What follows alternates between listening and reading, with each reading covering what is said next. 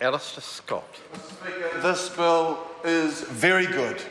Mr. Speaker, this bill is already leading cultural change in the street, in the workforce and in our communities. This legislation, sir, is the step change that New Zealand has been looking for. And why is that? It is because it involves everyone.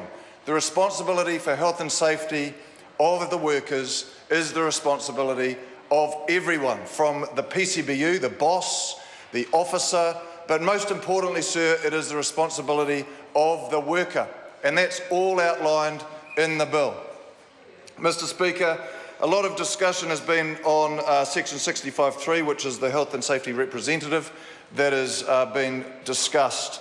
But I'd like to reassure the opposition that there are a lot of other sections in this Act, or this bill, that should give strong assurance that the health and safety of workers is the priority. Section 30 makes it compulsory. These are obligations. These are not options. Compulsory and obligatory to take action to ensure that the worker must ensure the health and safety of the worker. Section 39 outlines the obligation of the officers to turn their minds to health and safety.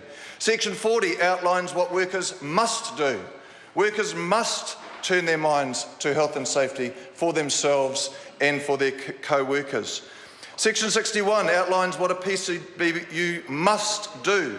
They must engage with workers.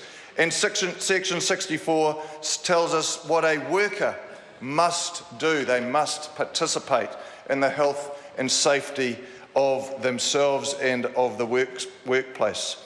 Mr. Speaker, Section 86A lets small businesses create committees where there are 5 people, it doesn't matter what size the business, they are able to create a health and safety committee.